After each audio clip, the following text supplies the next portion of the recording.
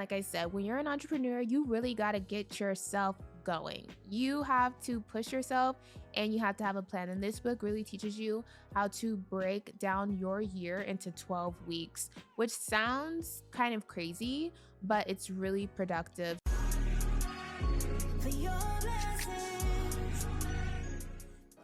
Hi everybody, my name is Viana Bree. I am the host of Girls LinkUp Podcast, and I am so excited to embark on this journey with you guys. We're gonna have a little story time. I'm gonna talk to you guys about my favorite new book on productivity, and then I'm gonna talk to you about something a little more personal. Then we're gonna just wrap it up. So, story time. Okay. So if you guys don't know, I launched Girls LinkUp with an event. It was a tea party theme, first off, which was so cute. It was tea party. It was like a evening type of vibe. You guys should go on our Instagram and look at all the photos. They're so cute. So it was a tea party vibe. It was evening. It was beautiful. When I first got the idea for it, I was like, oh, we'll have events later on with LA Girls Link Up. I truly wanted to launch LA Girls Link Up with a podcast, but the event came first. I thought like that was something that would happen way far later on, and it just happened, so quickly. Literally, it was truly God, because events are really expensive. They're so expensive. There's so many details that you just don't even think about when you're preparing to host an event. There was 8 girls, yeah, 8 girls or 9 girls, including me. We had a bartender that was making some really cute little mocktails, and it was just such a really great time. All the girls left feeling like so special. They were raving about it, and I honestly shocked myself. I shocked myself because when I tell you I was preparing like all week for it, my digital marketing agency, The Arc, did all of the marketing, all of the menus, the curation for the event, and which is me. And so it was a lot of work. It was a lot of work to do all the marketing, do all the decorating, do all the inviting, and host, and put all of these women in a room together. And it was a lot, but it was a lot of fun. Like, it was so much fun. The girls thoroughly enjoyed it. It was just so beautiful. And when I thought that it wasn't going to happen, like, it did. And that's what shocked me the most, like, just how God really came through for me that day and really showed me, that this is it. It was just really a confirming event for me, and just to see how beautiful it turned out, I was like, this is not me. Like, I literally pulled it together in about maybe like 2.5 weeks. I really started LA Girls Link Up platform off as like a nonprofit, and was gonna do a podcast, but the events just really gave it a whole nother aspect, and they're so beautiful. And I can't wait for you guys to come to our Link Up events. We're gonna have an event next month, and it's going to be amazing. And I can't wait for you guys to join. They're just so beautiful. There's nothing like socializing with like-minded people to really bring your creativity out, to inspire you again, and just to have fun with girls and kiki and be cute and take pictures. It was the best. Like, it was the best experience. The girls just raved about it. They're still raving about it. And because it was just such a memorable experience, and everyone there just felt really inspired and special. And that's what I hope to do at all of the Link Up events, is to make everyone feel special, inspired, and leave better than they came, and to just be immersed in a beautiful environment and a beautiful event and around beautiful people that love God. If you guys want to check on the LA Girls event and like see what was happening and the vibes and all that, the TikTok girlies are eating up the content. I was not prepared for that, and it's so cool to see people respond in a positive way. That was not my intent or what I had hoped for, but it just came together so cute. And there's more to come, so much more to come, so many more different themes and created curated events and stuff that I want to do for you guys. I also wanted to talk to you guys about this book that I'm reading. I want to share with you guys books that I'm reading because I find in entrepreneurship, books are so important. I've learned so much stuff from books. I've learned things that have literally changed my life, changed my business. And like I said, entrepreneurship is a mindset. So you always want to be reading. And if you're not a reader, you can listen to books. I love, Audible, things like that. So I'm reading this book right now called The 12-Week Year. So it's a book on productivity.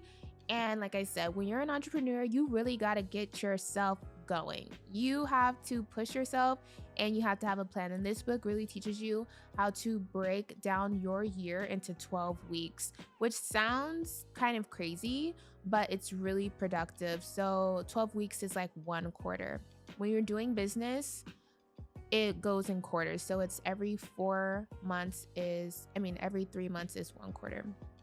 So it helps you to do that and to just break down your week into days and then your days into tasks. And that's how you accomplish more, because most people, they'll be like, okay, I am going to have one main goal for the year. I'm going to reach this one main goal. But this method of creating a plan helps you to scale that one goal a year into completing many goals in the year. And that's what helps you have momentum, makes you have growth, helps you to scale.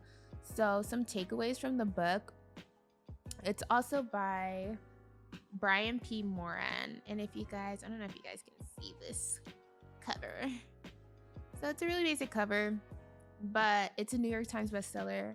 And some of the main takeaways I took from the book are like, the book talks about completing tasks, right? So every day you complete a task that pertains to your main goal. And I think until I read this book, I also didn't really understand what real goals were and how to create a vision and goals that align with that vision. I always thought like goals were like, lose 15 pounds or do this and that, but it's like, that's not a real goal. A goal is always attached to a vision. And so this book really helps you to create that vision, write that vision down, and then also on top of that, create those same goals. Create goals that align with that vision. And in turn, you're creating tasks every day that are priority and not just meaningless tasks that keep you busy, but you're unproductive. So what I took away from the book was that to really create priority in your life and to not just do meaningless tasks, because I think with entrepreneurship, there's literally so many things to do. There's marketing, there's editing, there's like, you name it. There's so many things to do, and you kind of can get lost and overwhelmed in your daily activities and not be productive. And then you're starting to feeling overwhelmed and you're feeling like you're behind and you just feel stuck. So this book really gives you a formula and a method on how to break all those tasks down. The book also talks about a concept of continue to keep trying, which I really love. And I have now like cultivated that into my life. I think a lot of the times we try once, we give it our all, and then if the end product is not what we thought, we stop trying. But this book, it tells you and talks more in depth about art of continually attempting and trying to not change the method, because I think we do something and we fail. I've definitely been there, and you stop your method because you think, oh, it must be what I'm doing. So instead of stopping and reformulating everything you're doing, just keep trying the same thing over and over again, and it will eventually produce the results that you want. So yeah, it's just a great book on mindset and how to get started, and I really wish I would have had this book in the beginning of my entrepreneurial journey. Along my journey as well, I've had so many different like realizations, so many like coming to myself moments, so many times where I'm like, what is going on? Like, entrepreneurship is truly a it's like being your own therapist. You really have to uncover and go down to the root of why things are going on in your life. You really have to honestly deal with like your traumas, all the things that hold you back, because like I said, it's only you. It's like you, your mind, and yourself, and you have to get past all of your mental roadblocks and all of your personal things. So I came to this like revelation a little bit ago, and it was kind of like God telling me that I was doing things out of performance and out of perfectionism, opposed to just producing things out of my creativity, like the book talks about in 12-week year, like to just constantly produce things and you'll see that they are productive. So I would be kind of like performing. I would be seeing like, oh, do they like it? Is it performing well? Like, what's the metric? Is it making money? Opposed to, I'm really passionate about this. I'm going to keep saying the same message. I'm going to keep putting out the same thing because I truly believe in this. This is a part of my vision. And, this is what I believe that I'm called to do. These are the people that I truly want to serve. I would keep changing my messaging. I would keep changing my delivery or my offer or my service or my product, with trends or what was popular or in comparison to other people. So just having this revelation of producing over performing, I think was really transformative to me. I just kind of wanted to share that with you guys to kind of put a thought in your mind, like, am I performing? Am I doing things to be performative, to be liked, to be seen, to, gain popularity really quickly? Or am I producing? Am I producing from a place of wholeness? Am I producing from a place of true creativity, of, purpose? That's truly the difference between purpose, is producing and performing.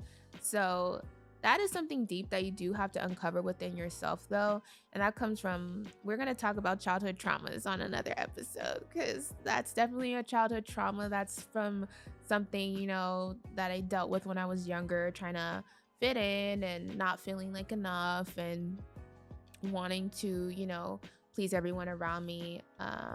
But, you got to grow out of that. And that was kind of the message God was telling me. Like, it's time to grow up. It's time to mature. It's time to really produce and be effective in the world. And I want that for you guys. So that was that. So I have some questions for you guys. Some mindful questions to make you think. So like I said, one of the questions is, are you performing or are you producing? I want you guys to think about, like, what is my true intention behind the task that I'm doing? Is this a priority, or am I just making myself busy?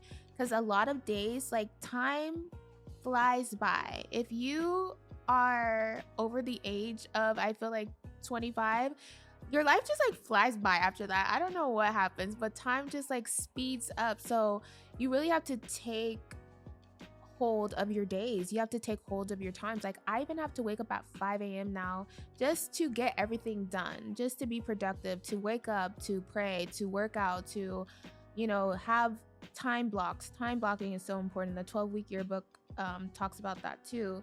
So that is my question to you. What is my true intention behind my task? Think about your day. And I also wanted you guys to think about, like I said, am I producing from a place of abundance, or am I performing out of pressure?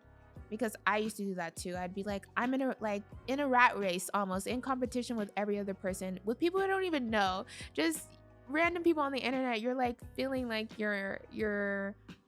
you are competing with this imaginary person when you're only literally, competing with the best version of yourself and to be who you are. Like, there's only one you. And then the last question I wanted to ask you guys is, how can I align my actions with my values and my mission? That is so important.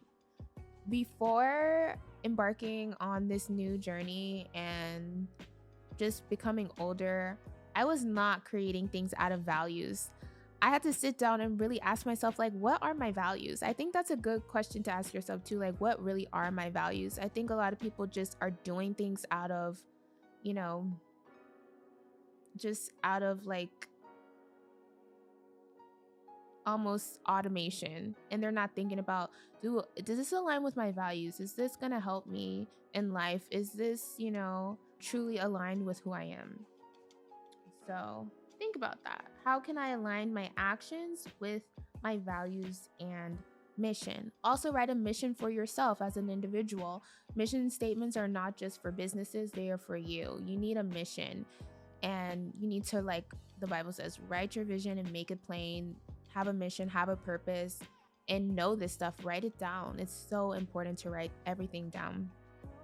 The question for today's podcast to end is, what is an LA girl to you? An LA girl to me, I am born and raised in LA, but I grew up in the Valley, so I'm not like, call it what you want. I'm from LA. But an LA girl to me is somebody who is relentless, somebody who has just like an effortless like style and very sure of themselves. I feel like all the girls that I know in LA, opposed to what you hear from people that move here, people that are truly from LA, they are like so genuine, kind-hearted people.